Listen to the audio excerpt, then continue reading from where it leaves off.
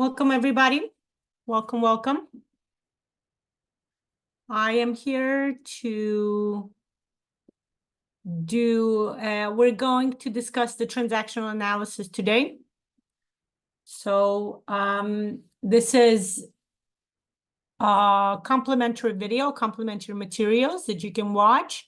I highly recommend for you to watch this to fully understand what's going to happen in Module 2. Module 2 will be the attachment theory, connection with the mother energy, connection with mama, connecting with your feminine energy, okay? So this is a great theory to fully understand what we are doing and why we're doing that, okay?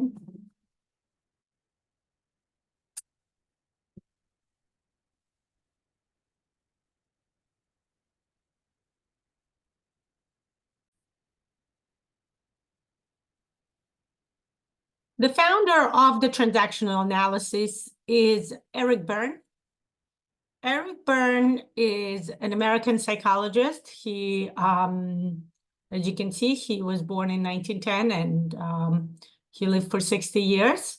Okay, in 1956, he was rejected by the Psychoanalytical Institute. It's interesting to note, because we're going to discuss this later on, that Eric Burne actually founded his transactional analysis based on the psychoanalytical theory by Sigmund Freud. He worked with Erik Erikson. We will be discussing Erik Erikson later. I will be presenting in a separate video Erik Erikson's psychosocial stages of development. They're also important for the attachment theory, okay? And in 1957 was the first paper that he published on transactional analysis that Eric Burne published, okay? It's interesting. His quote is, "Transactional analysis was born when I listened to my clients and not my teachers."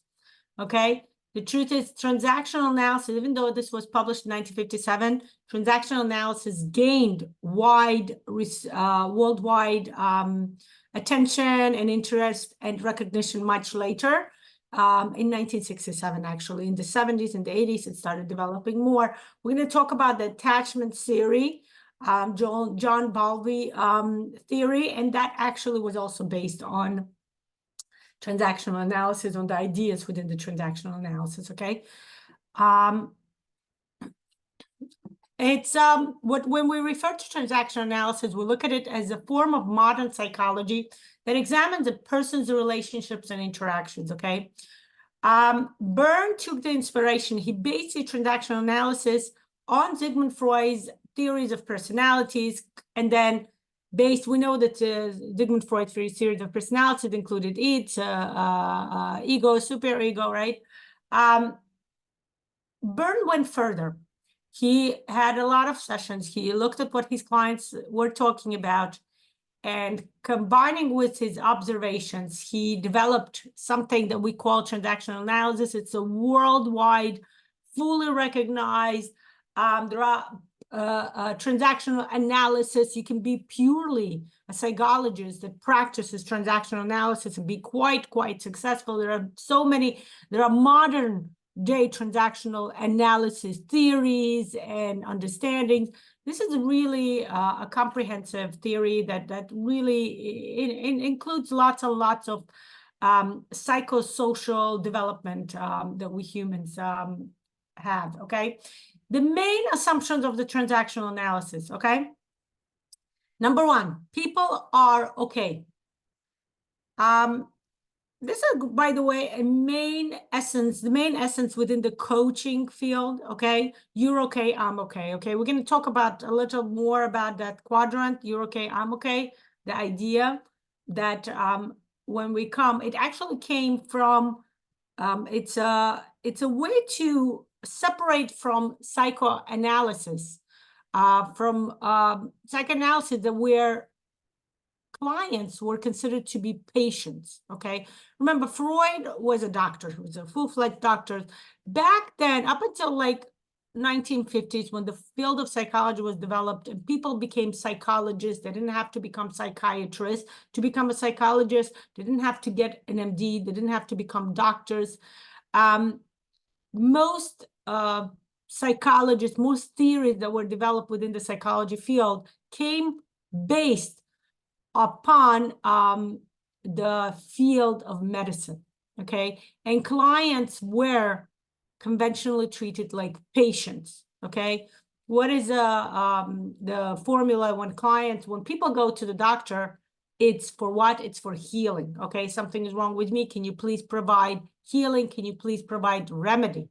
Okay, and that's actually the main difference. Psychiatrists are allowed to prescribe medicine. Psychologists are not, okay? They're the simplest basic difference, okay? There's so much more, of course, but this is like really narrowing it down. It's interesting to know that Burne was one of the first ones who started, discussing the idea that why do we need to treat clients like patients, okay? Starting to get away, and the psychology of the field in the 60s, in the 70s, started developing the idea that you're okay, I'm okay, okay? The idea that you come to me not because you're looking for healing or remedy. You come to me for guidance, okay? Psychologists, and then that's where the field of coaching has evolved. Coaches are there to guide you to get from point A to point B. They're not there to provide remedy for you, to provide healing for you, to fix you, so to say, okay? That is not the proposition of the session with psychologists. Nowadays, conventional psychologists also, if it's not psychoanalysis, which also, by the way, doesn't, although conventional conservative psychoanalysis still looks at clients as patients, okay? But a regular psychologist in a session, it's a client. It's not a patient. We're not doctors. We're not healing. We're not fixing anybody. We're not providing remedy. We are providing guidance to allow a person to get in touch with their subconscious and understand where to go further, okay? And that's the idea. The idea came from transactional analysis. People are okay. Okay, it's an interesting to note. This is not a statement of behavior. It's rather a statement of essence, okay? It means that each one of us, we have worth, we have value, we have dignity as human beings, and we deserve to be treated accordingly. Okay, think about it. This is a, if this is, if you hear this nowadays, this seems to be, okay, nothing new about it. But this came in 1960. This was a novel idea back then. Okay, something new, something unique. People with the hippie revolution, with the whole civil rights movement in the US, with a lot of civil rights movement all over the world, by the way, okay? This was a novel idea that Eric Burne proposed to be given to clients as a, as a statement to be used within therapist sessions, within, again, the coaching field wasn't developed back then. It just started. Actually, it evolved from here. But that's what it is. People started hearing the idea that you're okay. You have value. You have dignity. You have worth as a human being. No matter what you do, no matter what you achieve, no matter what your accomplishments in life are. Okay. By the way, this is a time in the 60s where major early childhood theories were developed, where children were not treated merely as object of control by parents, but rather as individuals. Okay, this is where one of my favorite early childhood psychologist, Jean Piaget, comes in. Well, he starts talking about the development of a child as a unique individual that has so much to offer. Okay. Philosophical assumption number 2, everyone has the capacity to think. Okay, this is giving the idea, this is shifting the paradigm, okay, shifting the part of responsibility of a person upon the person themselves, okay? This is, again, getting away from the it's interesting to note, like I mentioned, Eric Burne was a trained psychoanalyst, okay? But this is shifting away from that psychoanalytical thinking, the cliche, I'm here to blame my mother, I'm here to blame my father, okay? I am the way I am because I grew up with a poor childhood or not such a good thing, or somebody did something wrong to me. This is a shift away from that, okay? It's an idea that everyone has a capacity to think, everyone has the capacity to change their behavior, their way of thinking, their way of understanding their perception. Okay, and that's the idea that we nowadays it's considered to be like, yeah, that's exactly what it is. But back then it was a novel idea. Okay, you have the ability to change the way you think, the way you assign responsibility within your life. You have the possibility, the capacity to say, I can change my life according to whatever vision I have. Again, remember, that's what the coaching field is about. And that's where the coaching field evolved from, okay? And the third assumption, very important, is people decide, well, actually what I talked about, yeah, it's everything kind of, it's sequential. All three assumptions are sequential, right? So the third one definitely based upon the second one. People decide their own destiny in making early script decisions, and these decisions can be changed, okay? The idea that you can change the course of your life at any moment, okay? We know that's one of the major assumptions, one of the major ideas within the neurographic method as well, right? The idea that when you draw, you can change the way you think, you can change your perception, you can change your idea, you can change the way you understand any topic, any theme, and you can change your perception. And from that on evolves the change first within you and then the change within your environment. So again, transactional analysis, the influence of transactional analysis nowadays in the field of, as we can see now, more than 50 years later, what is it now? I guess 60 years at this point or later, is quite superb. Okay, quite amazing. Two basic principles of transactional analysis practice, okay? The use of contracts to provide mutual collaboration and joint responsibility in the therapeutic and consulting process, okay? Consulting, AKA read coaching, okay? And that's why in the coaching world, there are lots of times contracts, okay? Coaches make contracts with the coachees. Coachees are clients, okay? Coaches make contracts. They say, and in the contract, it actually does say that postulate, I'm okay, you're okay. Whatever we're discussing, it is still your responsibility to carry out the actions that will lead you to your goal, okay? A lot of times when I, in the beginning, would do the coaching sessions when I did for the specialist, to become a specialist trainer, I had to do 40 case studies.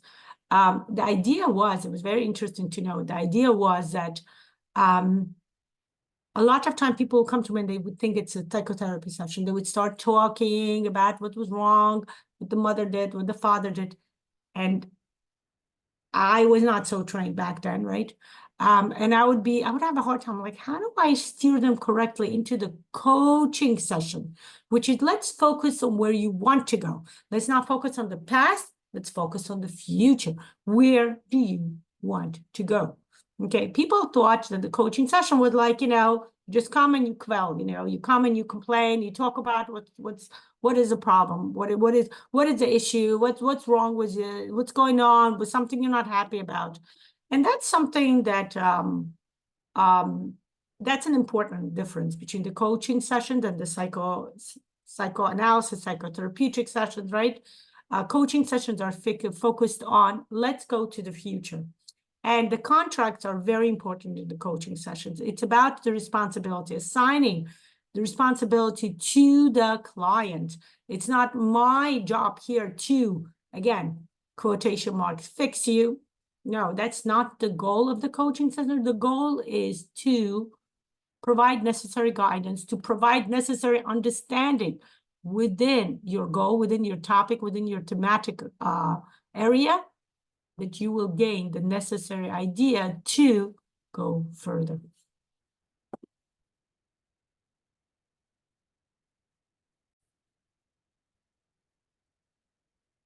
The second basic principle of the transactional analysis practice is the use of open communication so that both the client and the practitioner have full information about what's going on at each step in their work together, okay? Exactly what I was proud of. Again, I'm going to emphasize that the coaching field did come based on the transactional analysis on both of these assumptions. This is the practice in the coaching field. And many nowadays conventional psychologists also use this practice, right? They create contracts, they create a way for both the client, again, this is not a medical practice. Clients are not patients, where, remember, with patients, doctor kind of withholds some information. They only give the information that's necessary for the patient to know for the healing process, right? That's not the case here, okay? What Eric Burne was saying, and that's very important to understand, that open communication, giving information, opening information, providing information to the client in order for the client to be aware of necessary changes and necessary decision-making processes within the part, okay?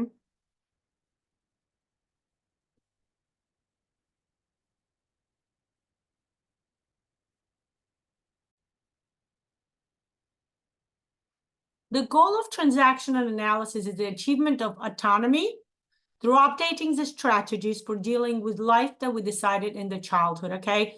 This is an important part that we will be discussing later on as we discuss the part, the inner child, adult, and parent ideas, because that comes from the childhood, and we're gonna discuss this later, okay?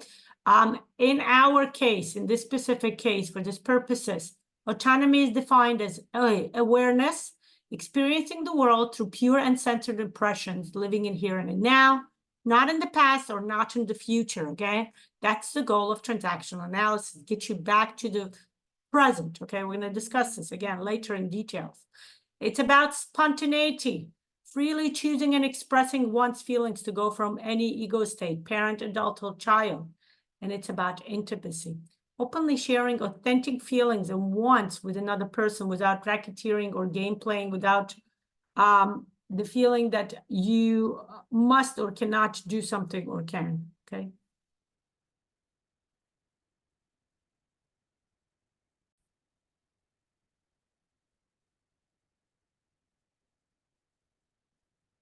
Transactional analysis, we already discussed, is the idea that proposes the idea, brings forward the idea that people, A, people can change, and B, we all have a right to be in the world, to be in this world and be accepted. The main idea of the transactional analysis, we all have intrinsic value.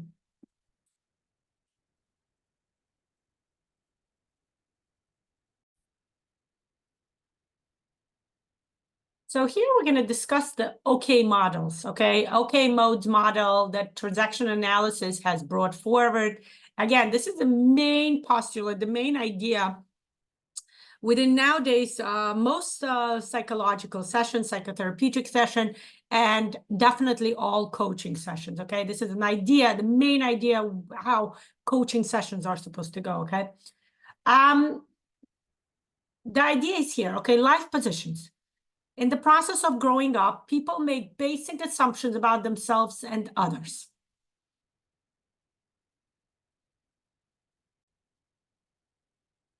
Very early in the childhood, a person develops from experience a dominant philosophy, okay?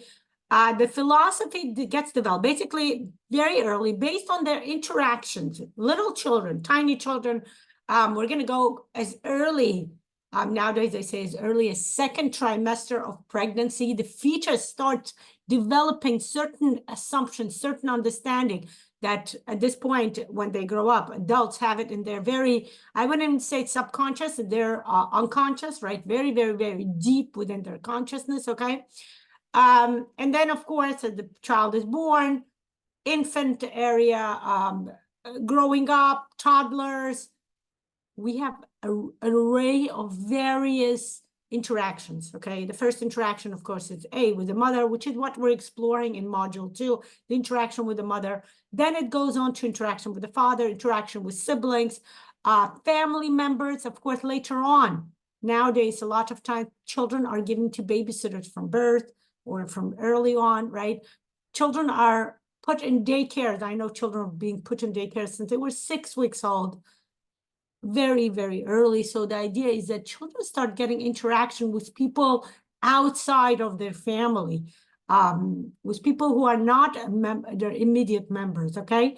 So children start getting an array of various experience based on those interactions. They form certain assumptions within their mind, which we're going to call dominant philosophy, okay? They're the ones that will shape their identity, their sense of worth, and their perception of what other people represent in their life, okay? This tends to remain with the person for a lifetime, unless major experience occurs to change. This is what we're here for. By the way, within this course, reparenting, our idea is to start bringing the possibility of changing, reliving. Reparenting is the idea where we're reliving our early experiences, okay? And as a result, try to change it in a way that we feel would do better with our current philosophy, with our current understanding, with the way we want to bring more ability to feel worthwhile, to have, remember the postulates we mentioned earlier, right? To have worth, value, and dignity. Okay, this is the idea. So such positions are called life positions, okay? There are 4 possibilities for life positions, okay?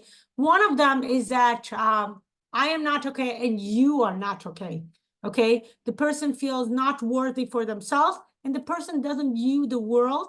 And when we say the world, by the way, we do refer to the social setting as in the other people around, other individuals, okay? So the person doesn't view themselves as being worthy or being okay. We're going to use that word okay, okay? And then the return is also the same. The mirror view is the same. I'm not okay, you are not okay, okay? People feel bad about themselves, and then they tend to see the mirror, the world as a mirror. The world is a miserable place to be, okay? It's easy to give up. It's easy not to trust the people. And as a result, it's both of the processes, okay? What I have within me and what I have outside of me kind of connected to each other. They feed on each other and they reflect on each other, okay? Me not trusting other people, me forcing to give up because I can't change. There's no control. I am not in control of my own life, okay? Life is not the way it's supposed to go. It's not the way I want it to go, because I'm not in control. Somebody else controls my life.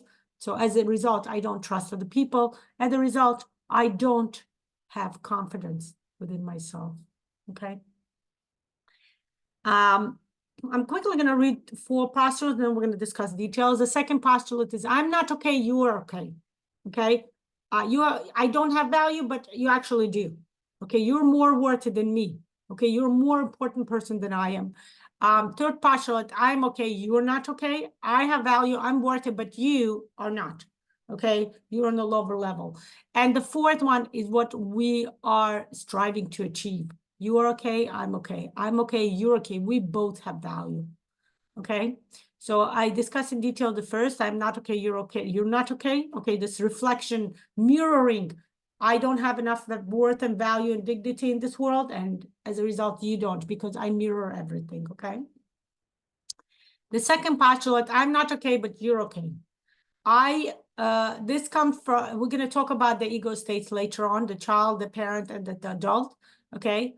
But the idea comes from the child ego. Remember who children are, okay? The child ego comes from the part of people, what people experience as children, okay? If experience of children was, remember what I said, before the 60s, the main childhood development theories were, children are miniature people who we can do whatever we want to. We can shape them any way we want to. We can treat them any way we want to. Nobody's going to know anything. There is no children rights movement. There is nothing. No children rights. Children are parents' entity, and they can be dealt with any way the parents want to. They can be brought up anyway. If the parents feel like they want to send them to school, they will. If they don't want to send them to school, they won't. Now, by the way, the law in all, as far as I know, almost all countries here in Europe, all countries adopted law. Children, it's a law for children to go to school. It's a law for parents to send their children to school, okay? I homeschooled my children for a long time, way before the pandemic, okay? I homeschooled my children since 2014 for a number of years. And the idea was that once I decided to homeschool, I had to send a request. There's a certain, I lived in New York City, there was a part of the Department of Education that dealt with the homeschooling, okay? And I had to send a request that I would like to homeschool my children. And that's an important part, okay? Children do not decide for their own. Other people decide for them. Adults around them decide for them. And that's where it comes from, okay? I am not okay, but you're okay. I am younger. I'm smaller than you. You get to decide for me. I don't have control of my life. You do, okay? They feel like other people have more capability. And they definitely don't see that other people have problems just like they do, by the way. It's a two-way street, okay? You probably, like, I like to look at an example, right? You have that friend, right? That comes in every time you want to say something, every time you say, oh, I have this problem, they were like, I have a, I also have a problem. They try to bring up their own problem. They're like, but my problem is bigger than yours. And it's like, it's not about the contest, right? Again, we're talking about friends, right? With friends, it's not about the contest. With friends, by the way, it's very important not to treat your friends like clients, right? Not to try to solve or help them out, or, like I like to say, fix them, okay? And this is the idea that a lot of people are not capable of seeing that other people have issues too. They're not capable of relating to other people. They're not capable. They actually view other people as, can you help me? Can you solve my issue? This is where it comes from. The second postulate, I'm not okay, but you're okay. You can help me. I depend upon you. Codependency comes from here, okay? Not taking, remember we talked about the philosophical assumption, taking responsibility for the way you think, the way you perceive your life, perception of your life. You can make changes in your life as you find necessary, okay? You're a grown-up, you're an adult. Whatever we actually work with this a lot. Those of you in the goals and values course, remember, I'm having another goals and values cohort will start in April. The second one in April, I will put it in the calendar today in the website. If you want to register, highly recommend for everybody to come. This is what we work with. Okay, the idea that you are grown up, okay? You are okay, you can make it. Get away from the second position that I am not okay, you are okay. And this third postulate is I'm okay, you're not okay. It's the opposite, okay? It comes from the critical parent ego state, okay? Critical parent is where it's about providing discipline. And most of the time when we talk about discipline, it actually does talk about the discipline in conventional sense, harsh discipline, critical approach, putting down, not constructive criticism, but rather, I know better what you need to do because I'm a parent. I am in control. Okay, I know better. I'm wiser. I'm more experienced. It might be true, by the way. We are, parents are more wiser, but it doesn't give anyone a right to kind of postulate or to kind of make decisions or assume that the child has to be a replica of who you are, what you believe in. Okay, this is an important part to keep in mind. Okay. A lot of times, I'm okay, you're not okay postulate come from people who regard other people as source, first of all, that's how maybe they grow up. That's where it comes to position, they grow up with somebody with this expectation that you can never achieve what we expect you to do. This over expectation on the behalf of the parents and other adults like teachers, okay? So the child grows up with this assumption that maybe, so it's about control, okay? It's about, I will take control of my life. And now I know that I achieved the most, okay? This overachieving complex, right? But those other people will never achieve as much as I can again. Kind of turning around, right? If the first impossible, we talked about mirroring, over here it's turning around, right? Turning the mirror and saying, look in the mirror. It's not me that can never achieve anything. It's you. I actually achieved, and that's the idea, okay? And the idea is about, again, this perfectionist idea, doing things exactly right, getting, you have to get 100, or if you don't get A, if you got an A minus, oh my God, it's the worst thing in the world, okay? And in this case, yeah, a lot of time people are excessively critical of themselves, okay? Right, so this is what I was talking about, right? When people say, you know what, I'm going to take control of my life, but they still, when they have a harsh parenting style, when they grew up with a harsh parenting style, and they feel like, you know what, I do want to feel worthy. I do want to feel like I can do this.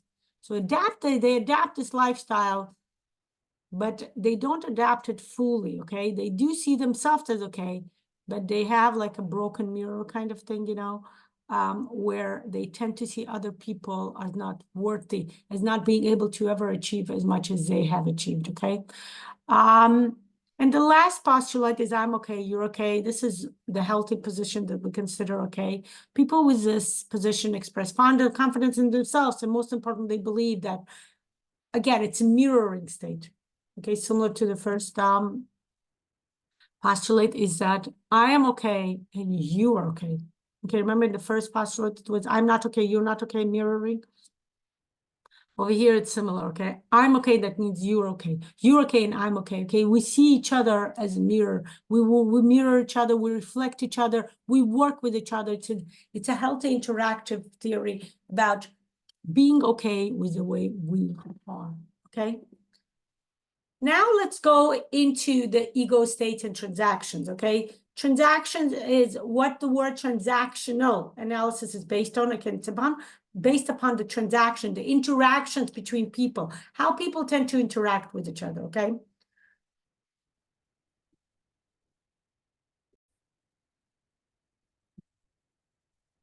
So as I stated before, transactional analysis actually was Eric Burne based it upon, he was inspired by the Freud theory of personality.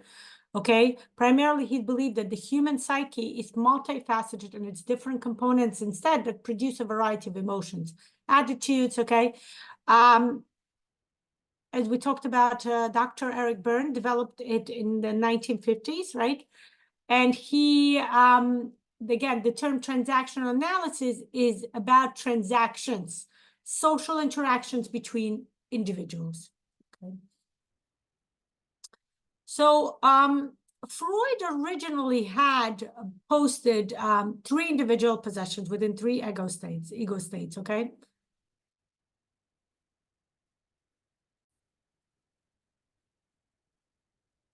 So if we go back to the original Freudian theory, Freud talked about the 3 stages of ego, okay? There's id, I need to eat right now. The second, it contains innate biological instincts and desires. Then there is superego, okay? Superego is about moral and society rules and discipline. You can't do this now. You're in the middle of important, basically disciplining and providing rules, okay? And then, of course, there's the ego, right? The ego is in the middle. It's about meditating between the demands of the id and the demands and the superego, the harsh discipline of the superego, and of course, the reality, what's happening here. Eric Burne, Dr. Eric Burne went further, okay? He started identifying those 3 ego states with certain internal presuppositions, internal ways we view the world, okay? He said that those states represent an individual's internal modes of being a parent, a parental ego state, of being a child ego state, or being of adult, okay? Burne based this theory upon the belief that the childhood experiences, the way we experience childhood, particularly how we are parents. Remember we talked about it, right? I mentioned that what kind of parenting would you have? Was it too harsh? Was it too loose? Was it the middle of it, you know?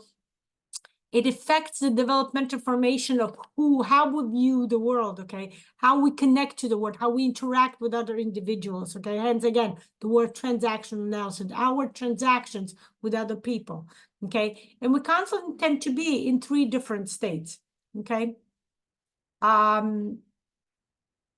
He believed that no matter how old we are, we constantly fluctuate between those 3 ego states, okay?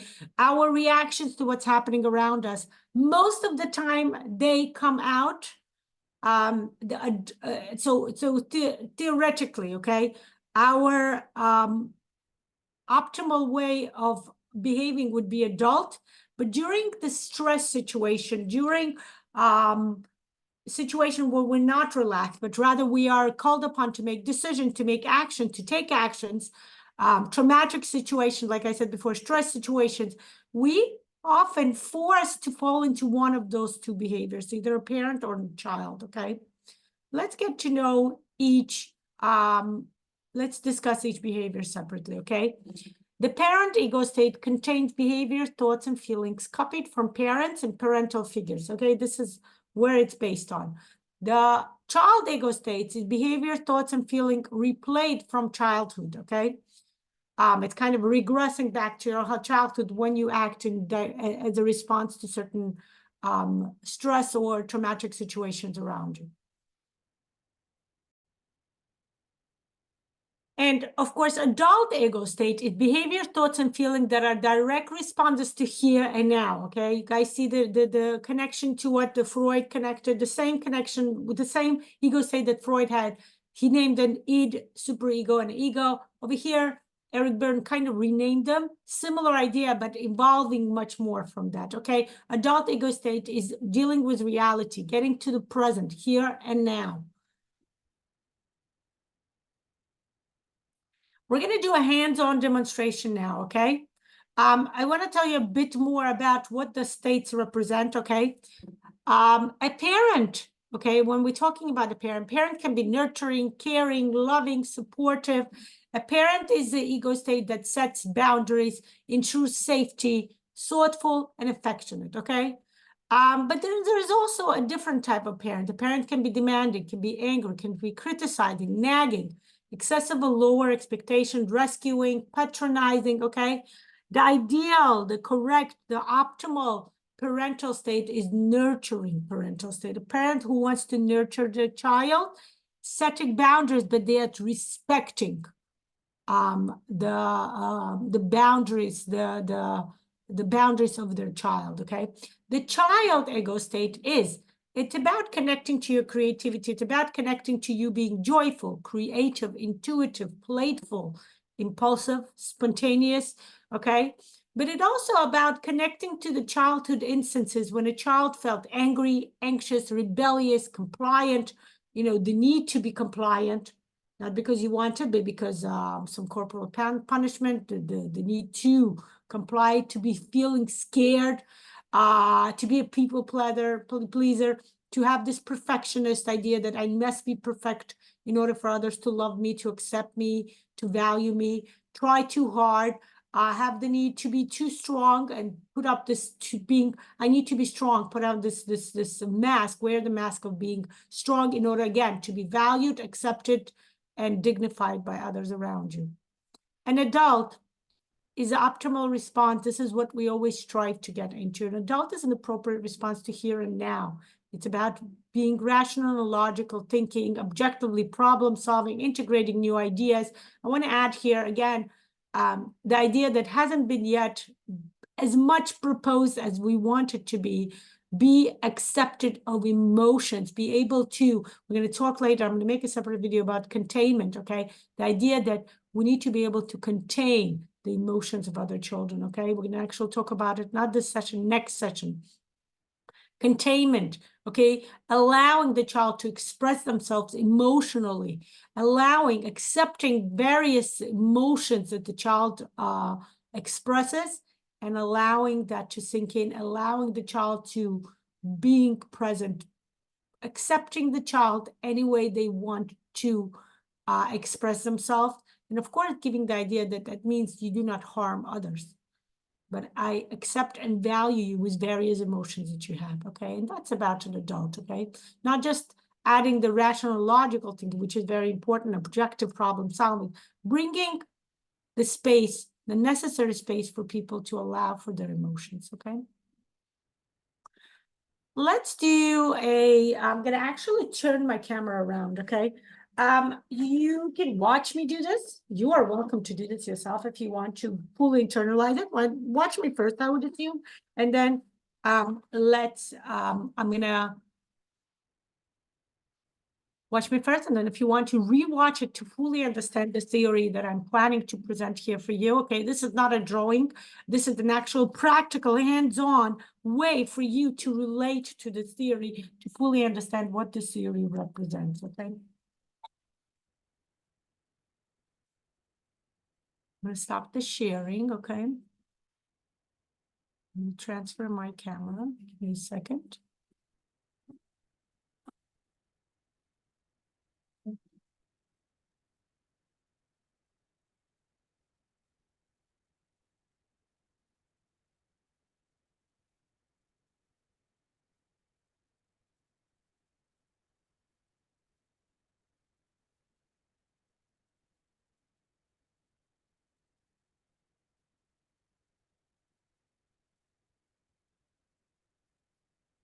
Okay. So let's discuss this, okay? Let me get a marker so you guys can see what I'm drawing, okay? Let's do this, okay? There are three circles. Let's draw three circles, one on top of the other. They're not they're not overlapping. They're one on top of the other. So this is not exactly a snowman. It's more like this. Again, you can draw with me. You don't have to. It's not, by the way, just watch me do this, okay? The idea is for you to fully understand the theory in a way that will benefit your full benefiting from this course when we're going to draw on Thursday, okay? It a different marker. This one doesn't work. Okay. And we're going to mark the middle for A is for adult. Okay. This is a state in the present, here and now. Okay. It's aware what's happening. It's objective. What is around me? What is my environment telling me? What is another person telling me? How do I interact properly where I'm not harming another person, yet I'm aware of my own possibilities and boundaries and limitations, and yet where we're going to interact in an optimal position for both of us.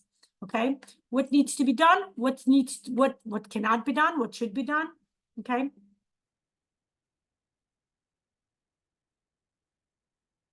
Okay, this is the adult ego state. Okay, I'm gonna continue. I'm gonna kind of do between sharing the presentation with you, kind of back and forth. Okay, for you guys to be able to read. Those of you who are visual learners, those of you who are foreign language learners, right? I know it's either when I talk, it's not always optimal is for you guys to read. Yeah. Okay.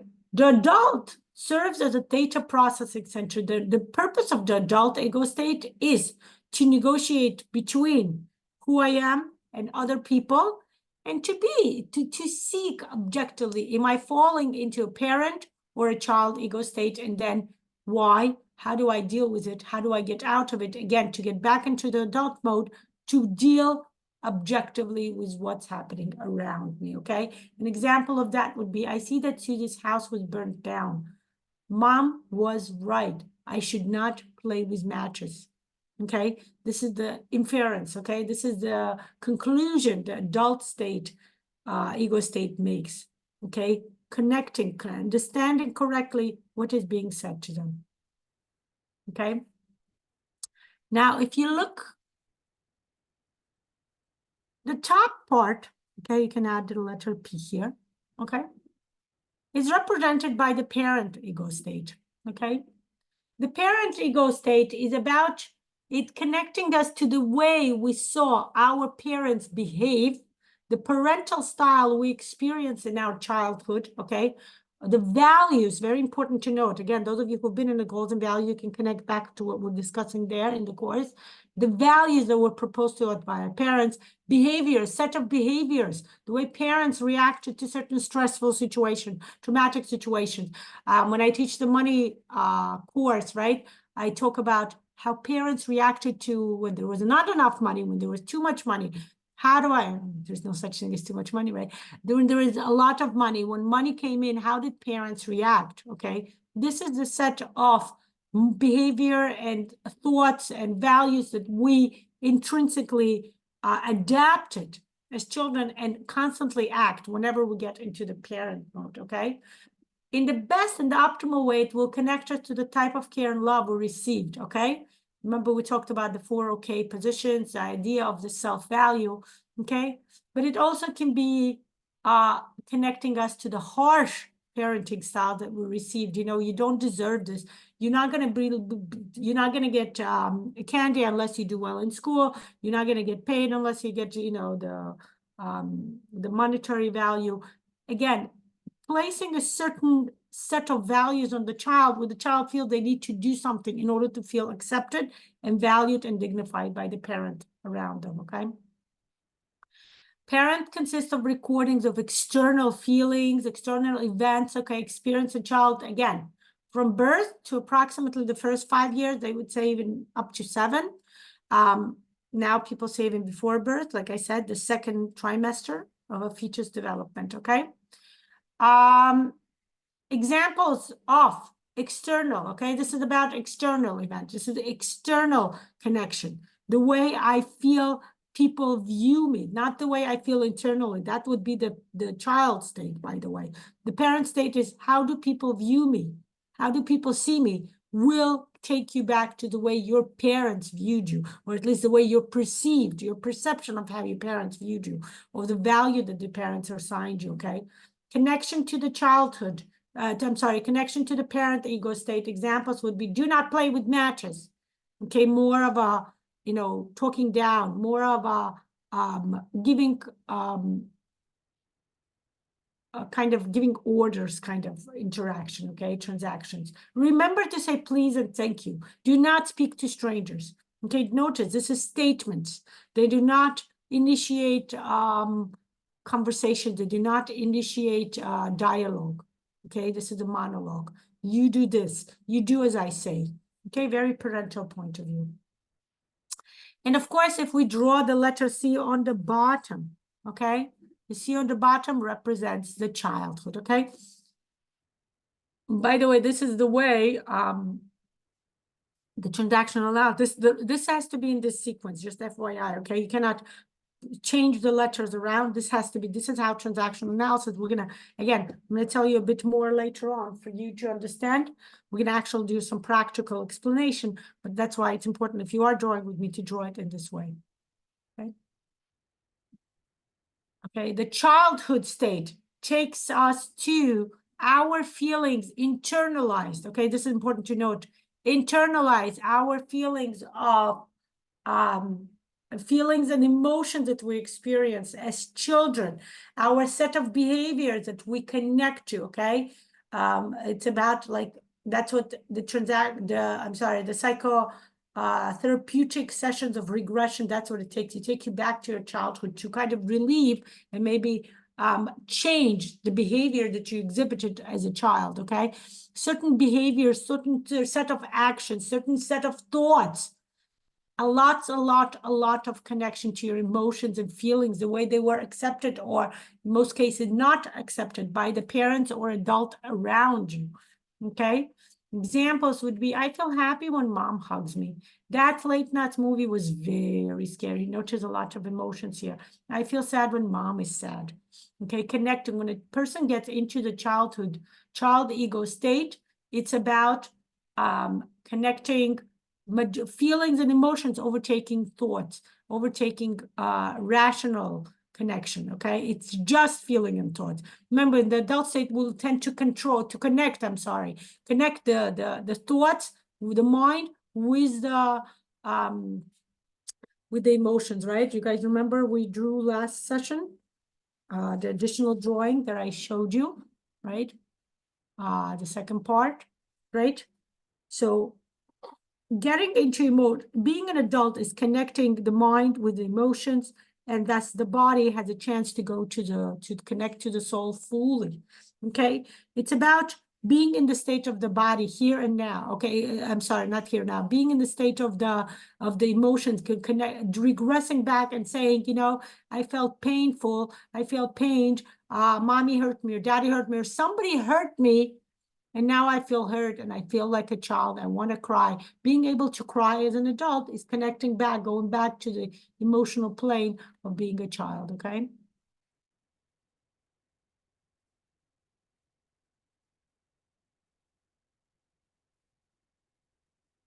Okay, so this is an interesting to note. There is a dysfunctional, okay, very important. Dysfunctional is not an optimal, something that where people act from a point of view, from a ego state that will not bring them to the resolution, and not get them to resolve the issue that are arising in the reality, okay? The dysfunctional behavior, okay, this is what Eric Burne talks about, as a result of self-limiting decisions made in childhood in the interest of survival.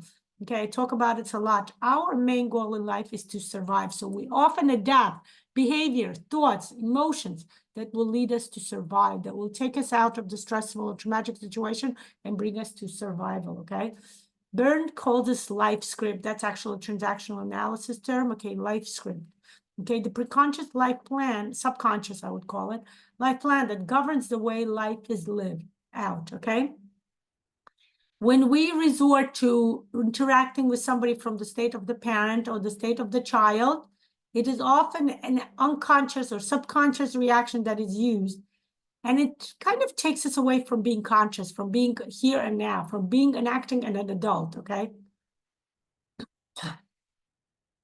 So when, based, again, we talked about it, based upon his observations, an array of sessions of clients and everything, Dr. Burne said, this is the way people identify. He identified 3 ego states or roles, okay?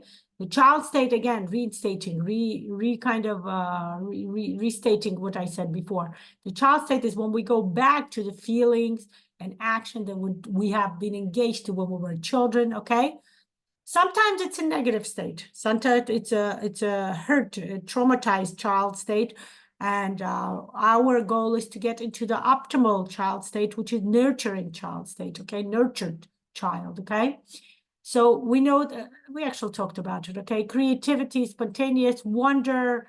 I would say in our case, it's about creativity when we get engaged in NeuroGraphic, right? Developing our creativity, okay? But again, it can also bring to sucking, brooding, pouting, showing displeasure, sudden anger, not being able to deal with the reality around you. The parent plays a parent type role that we have within our subconscious. We imitate what our parents would have done in a situation, criticizing, scolding, advising, but it can also be positive, caring and nurturing actions, okay? And our optimal job, what we are going to do here in the ReParenting course is getting into the state of being a fetus. The first session is about the fetus being born as an infant, right? The second session, we're going to focus on the rest of the modules, by the way. This is what we're doing, okay? Kind of reenacting our stages from the childhood to be objective, to get to act from the state of the adult. When we were children, we couldn't act as a state of an adult, okay?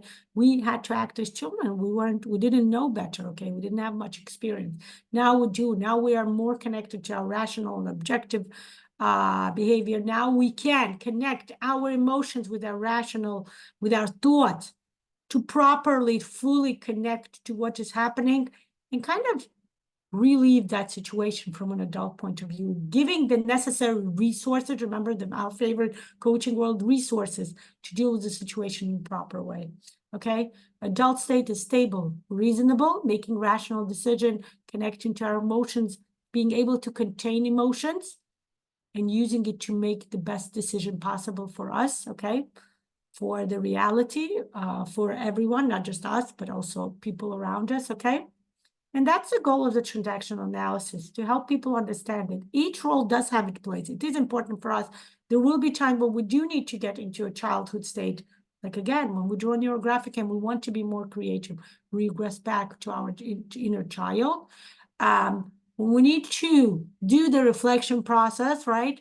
A lot of people don't like doing it. We need to reflect and get back into our parent state when we say, this is a rule, we need to impose rules because we know this is the best way for acts to act from the way we are, okay? And of course, important to constantly get back, connect to the parent and childhood state, and then get back to the adult state as necessary, okay? Let's do this. Like I said, let's do the practical.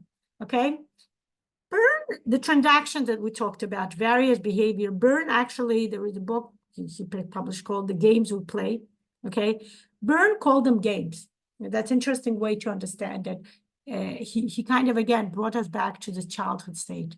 When we tend to play different games, the way we interact, the way we act with different people, it's kind of, we're not doing it on purpose, he kind of says, right? Kind of regress to our subconscious, and our persona, the mask we wear, it's like, oh, we're playing a game. That's what he likes to call it, okay? I'm going to take a red marker. Notice what happens here, okay? We have the 3 ego states here, right? Okay, the way I showed you. Child, adult, parent, okay? Parent is on top, adult is in the middle, child is on the bottom, okay?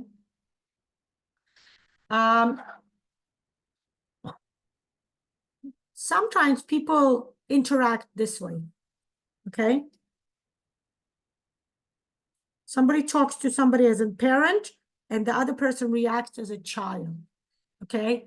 I told you not to I told you to bring me the report, let's say work situation, right? This, by the way, this theory has been used a lot within organization psychology, work situations a lot, okay?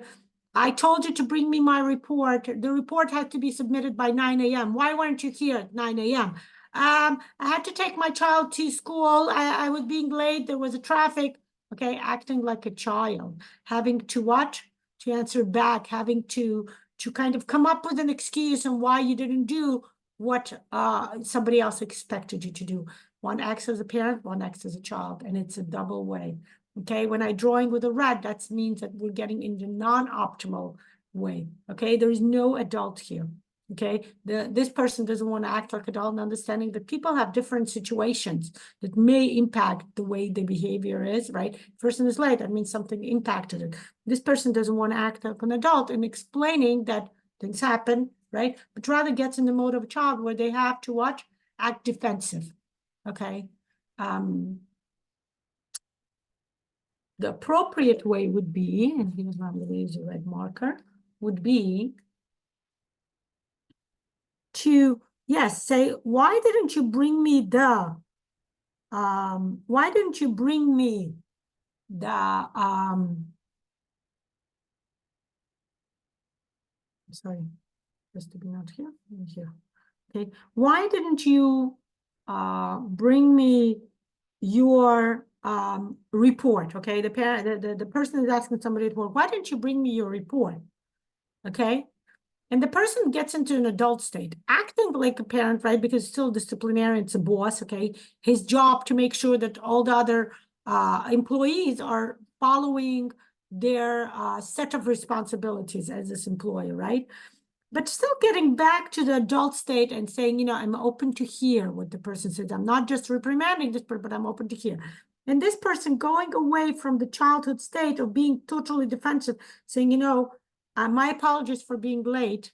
Again, getting back to the adult state, okay? Bringing the adult, or actually I should do it this way.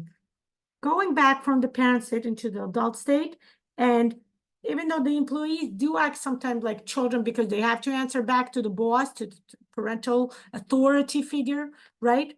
They need to get back and feel, connect to being an adult in this specific case and saying, I actually left early, or I tried to be, but my child had to be in school at a certain time, or we were late bringing my child, or there was traffic, the train derailed, something happened, being defensive, but not yet feeling like a child where it's, oh my God, I am defenseless, I have no rights, I'm just an employee, I can get fired at any moment, oh no, the boss is gonna fire me because I was late, okay? Getting away from that perception and saying, I'm okay, you're okay, right? Remember the state, I'm okay, you're okay. By the way, I'm okay, you're okay states, remember the okay states? The boss says, I am okay, you're not okay, you were late, you were supposed to come, right? The childhood says, I'm not okay, you're okay, right? So changing that and getting to the adult where I am okay, you are okay. Parental state is, I am okay, you are not okay. Okay, childhood state is, I am not okay, but you are okay. Okay, and this is important part to start understanding, okay? The adult state is, I'm okay, you're okay, okay? And remember, the childhood state is also, I am okay, I'm not okay, and you're not okay. Okay, it can go from both. It can be here and it can be here, not an adult. Adult state is always, I'm okay, you're okay.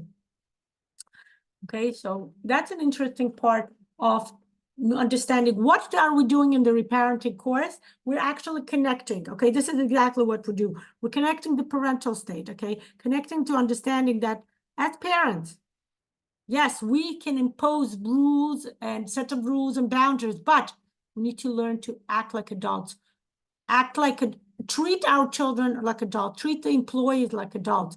You are a responsible human being. Things happen in life. You were late. I'm asking you how right you are, but it doesn't mean that I don't value. Doesn't mean that I don't accept you. Things happen in life. Certain things happen. We understand.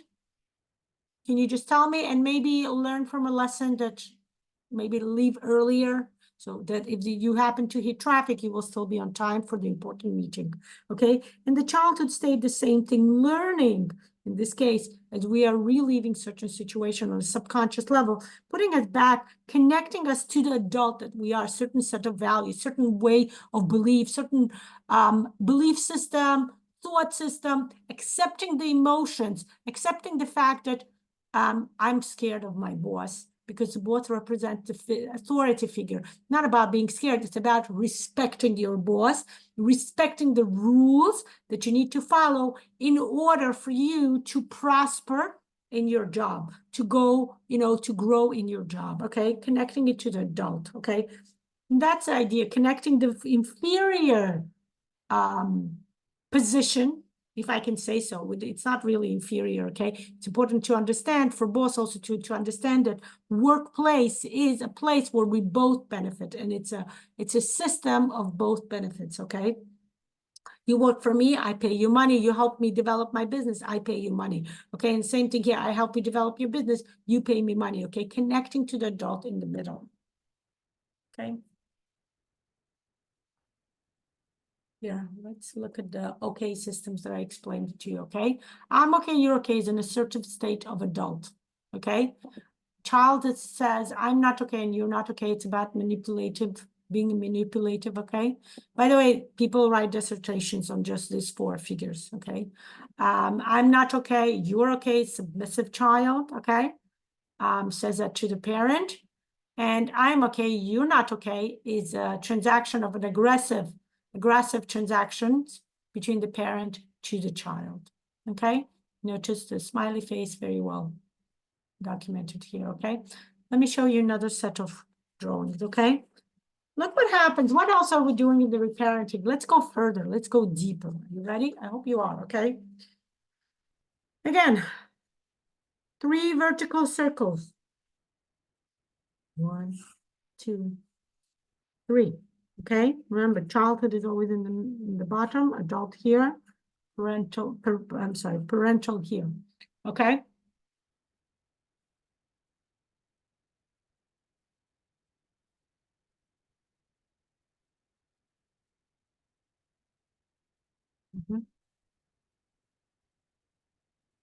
Okay, you know what? I'm gonna give you something. Okay, so let's do this 3 circles again.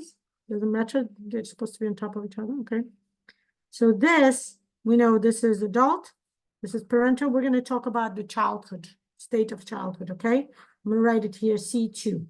Okay, inside the childhood state, we have their own set of the 3 ecosystems, okay? And there's the same, child, adult, parental, okay? This is 1, okay? This is child 2, this is child 1. This is parent 2, this is parent, I'm sorry, see, maybe say parental, adult, okay? This is parent 2, and this is adult 2, and this is parent state of adult 1 and state of parent 1. I'm going to explain to you what's happening here, okay? Very important to understand that each of the states, in our case, we're showing you an example of the childhood, but the same thing happens in the adult state and the parent state. We have further within us, when we go into the child ego state, by the way, even there, we still have inner, more like kind of broken down 3 states of ego states, okay? For example, this occurs, by the way, from the age of 7. Age of 7, a child, they're still children already, okay? They're still children. Let's go back to your childhood. When you were around age of 7, okay, this is when the developmental psychologist said the children start developing morality, ethical understanding how the world operates around them, okay? It's enough to, they start forming their own values, their own set of thoughts, their own behaviors, okay? And let's say somebody gets sick, the child gets sick at the age of 7. How does the child act? The child starts regressing to the childhood, inner childhood. At that age, there's another inner child. and they start crying, they start whining, they say, I don't want to drink medicine. I don't want to do this, okay? Usually throwing tantrums, okay? The way children act at the age of 2. Children at the age of 2, they don't know how to express their emotions, so they throw tantrum, they cry, that's something. At the age of 7, supposedly they're supposed to kind of control their emotions, understanding how to express emotions appropriately, okay? When children get sick, remember that's a stressful situation.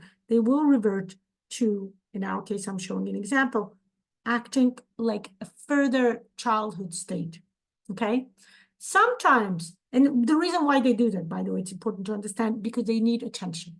So if they want a lot of attention, a person is sick, they need attention, okay? They're in a stressful situation.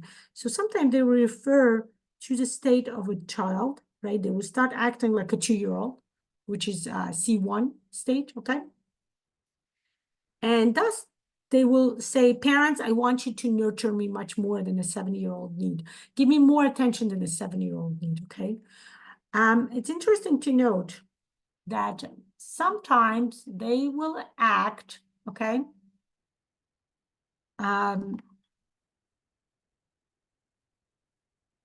It's important for the parent outside to start noticing that this child needs attention and giving to. Let's say the child doesn't get it, okay? 2 ways to act. Either further crying and tantruming, or sometimes the child will parent themselves, okay?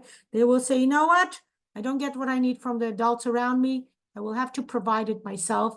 They will recreate a parent that will tell them, stop crying, stop being a wussy, stop acting out. I don't have time for you. I need to go to work. I can't take time off work. Why are you sick? Why are you doing this to me? Oh, how am I going to earn money? How are we going to pay for the rent? How will we pay for food? Okay. That child will continue being, as a child, continue tantruming without getting necessary reaction, necessary empathy from the parent or around them, or they will parent themselves up and tell themselves, pick yourself up. Stop acting like a child. Look, your parents are disappointed in you. What kind of person are you? They're not going to want you. You're not valued. They're not going to love you. Learn to stop acting. Learn to be not selfish so much. Why are you taking so much attention when your parents have to go to work, okay?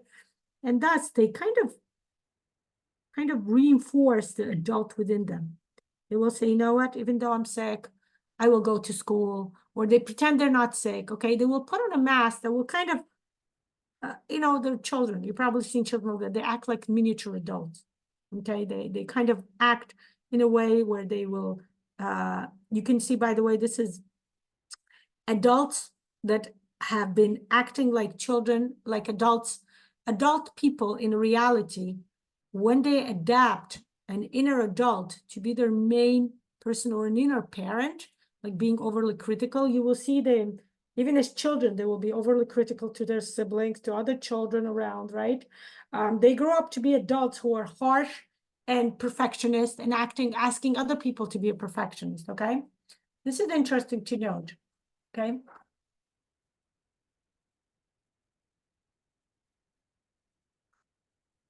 Okay, it's interesting to note that, second.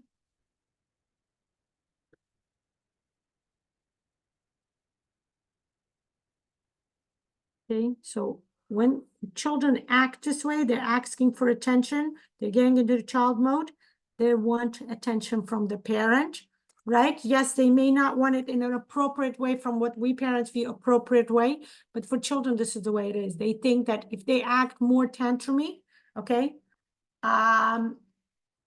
they will get attention from their parents. But if they don't get it, then they will revert to acting like parents. They will say, stop crying. Your parents don't love you when you cry. The parents don't love you when you're too emotional. And then they learn to hide their feeling. They learn to hide their true feeling, their true reactions, okay?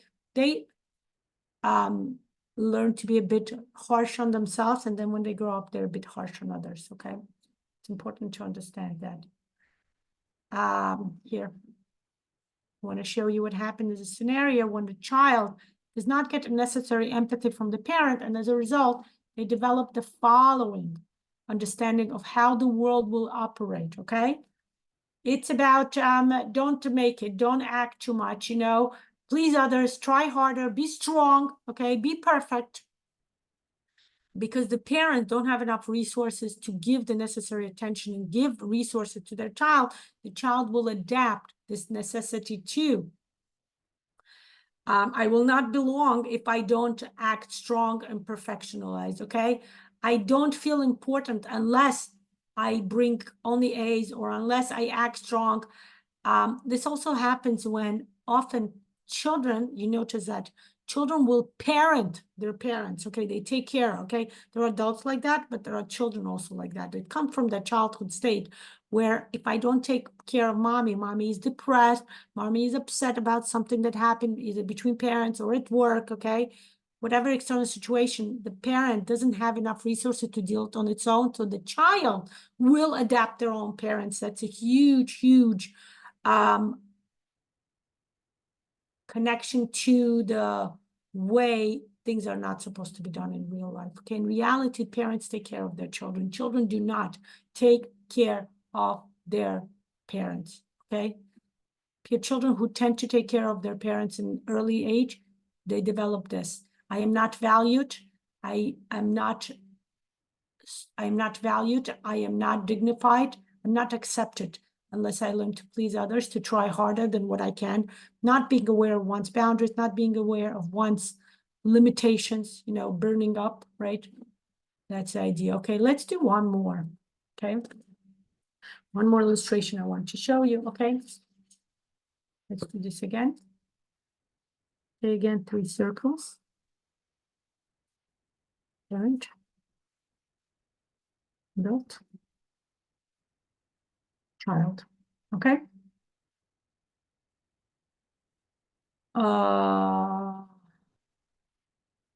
Can I do it? Okay, it's fine. This will be 2, 2, 2. Okay, notice what we're gonna do. Okay. No, let me do it a bit differently. I'm gonna show you what I want to do. Give me a second, guys. I want to make a bigger circle because this is important for our illustration. Okay. Parent 2, adult 2. And over here will be child 2. I'm going to show you an example, but this would apply with other states as well. Okay. This is called, by the way, protocol.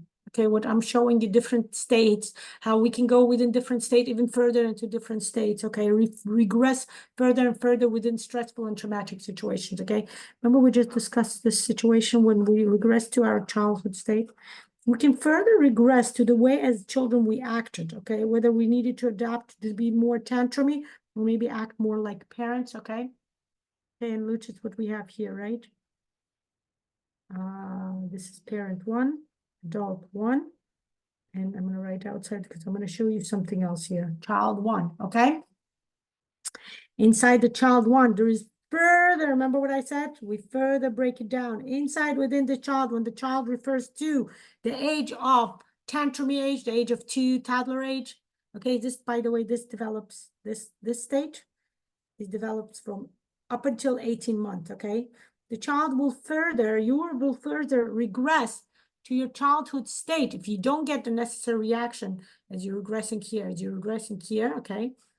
You may further regress to the age of before the age of 18 months. Okay, what was the reaction? If you're not getting the necessary reaction, you start regressing further and start understanding, how do I behave? That the parents will, again, your goal is to get, remember, the child got sick, their goal is to get attention, okay? They start whining and tantruming as a child. They're not getting much reaction. The parents are like, oh, you're not letting me go to work. How am I going to pay for rent? The parent is not empathetic with the child being sick. It doesn't give the necessary attention. It gives negative attention, not positive. Love, nurture, and saying, it's okay. You're sick. I'm really next to you. I'll take care of you, okay?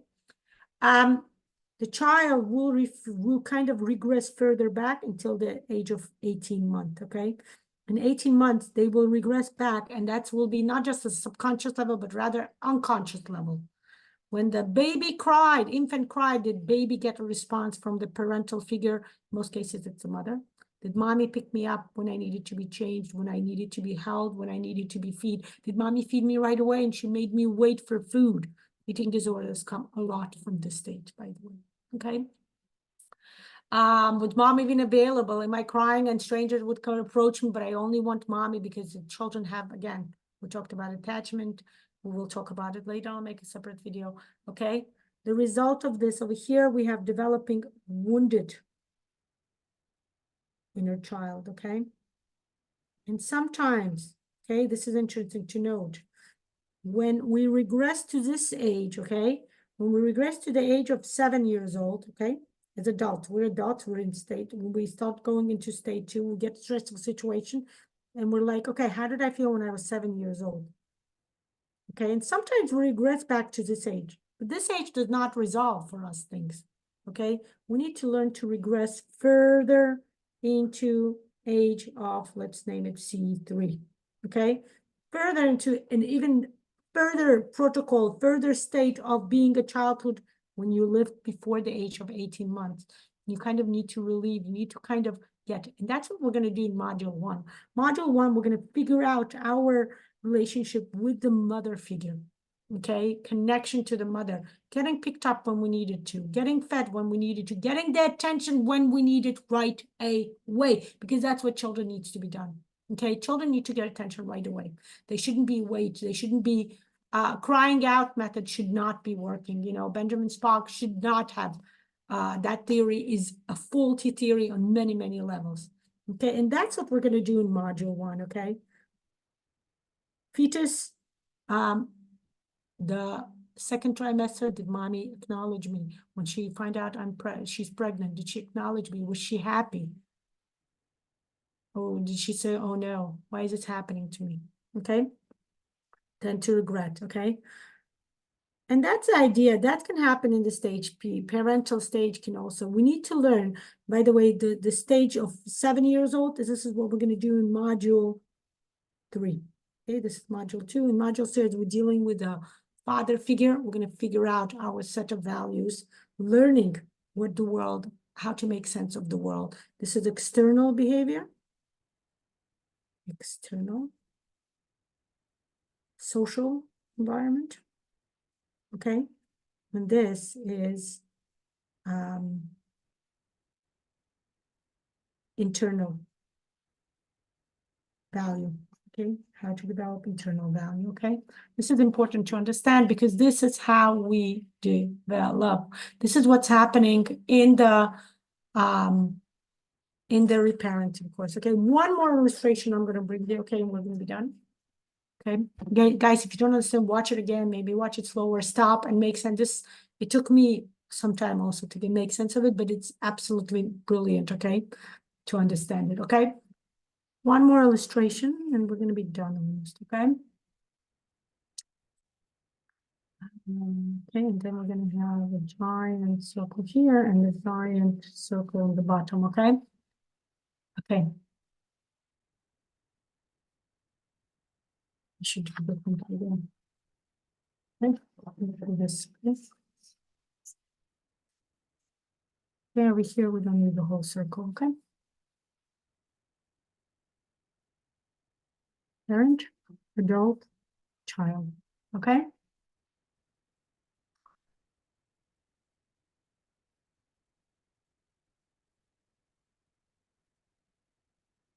And over here, we have further 3 circles. Remember that, okay? Child, adult, parent, okay? Again, this is 2, state 2. This is state 1, okay?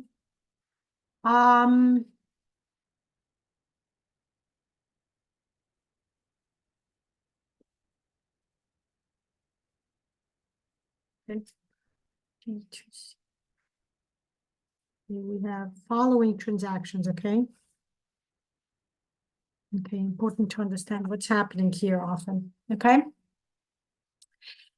We often get into the state where this is what I was explaining before, okay? What happens within the reparenting course, what we're going to do, okay? Giving the necessary that were missed originally during our childhood state, necessary responses, okay? That we want to get from the adult around us, okay? The mother figure, okay?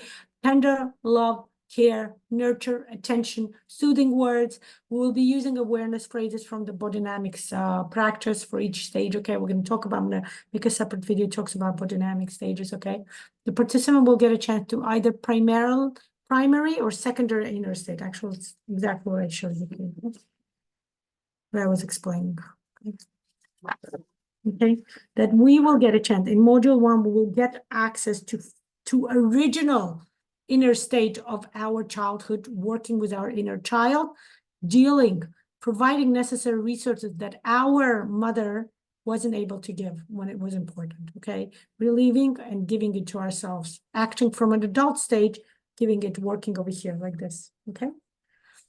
In module 3, as we deal with the father state, we're actually going to give the necessary love to over here. The way we need our child, the way children needed attention, love, care, resources, support, lots and lots of support when they learn to walk, toddler age, learning to walk, learning to make sense of the world around us, learning how people make sense, socialization, sharing. We're not always sharing toys, okay? This postulate that parents always give, you must share toys. No, if it's a new toy, I have a rule that if it's a new toy, you don't have to share toys. Okay, that's your toy. You just got this. Why would you share your new toy with somebody? Would you share your car with somebody? No. Would you share a new Tesla that you received? No. You're very possessive of it, right? The same thing here. Why do children are forced? I never force my children to share. It's about understanding. It's about developing an adult within them, developing through discussion, behavior, talking, dialogue, not talking down, dialoguing, okay? Adding, connecting your children to the set of rules, behavior, morality, ethics as necessary, but doing it through an adult way, doing it through a way of discussion, explanation, okay? Very, very important. That's the chance we will get to do in this course as we are getting in touch with as we're going to start module 2 on Thursday, okay? So remember, we touched upon this term. The wounded inner child is a child that's developed before the age of 18 months, okay? The magical inner child is healing. This is the state we want to reach, okay? And of course, the nurturing inner parent that provides nurture and love and care and tender to their children, not focus too much on the discipline, but rather focusing a lot on the love and care. The job of a parent is to provide love, tender care, and discipline, using discipline only as a way to provide boundaries for safety reason only, not boundaries and rules just for the sake of boundaries and rules, but rather to provide necessary safety. Meaning, when you're a child, you hold my hand to cross the street. When you're growing up, you learn to cross the street on your own. But as a child, I'm going to teach you, you cross the street when it's green, you don't cross the street when it's red. But, and this is an adult, we never tell children it's okay to cross the red light. I gave you that example a lot, right? In many countries, people still follow that. In America, I cross the street if it's red, but there is no cars, it's okay to cross the street. I was in Europe and I did that and people looked at me funny. Nobody crossed the street. There were no cars. It was red, but there were no cars. So I crossed the street. People look at me, people stood behind. They were still waiting for the green. Okay, so I realized it's also a cultural thing. Okay, but this in my value system, right? It's okay to cross the street if there's no car. And that's the idea because I'm an adult. I don't just follow blindly a set of rules, but I adapt a set of rules as necessary within my circumstances. Okay, and that's the idea, learning to do that. Learning to bring that, okay? For those of you watching this in an open session, I want to bring the idea that you can still register for this course, okay? It takes place, we started on February 8th. We had 2 sessions, you can watch it in recording and then continue with us as we start again. Most people watch it in recording because I have a lot of people from Europe, from different time zones. So live sessions do take places on Thursdays at 12 p.m. EST, okay? But you can watch it, okay? The introductory price just went up because the $128 was up until Thursday, February 8th. I don't remember, I think the introductory price now is 188 or maybe 78, 178, okay? You can go to my website NeuroGraphicaUSA.com. You can also try LanaShalom.com. It's the same website, and register for the course, okay? Welcome to join, and I'll be happy to see you.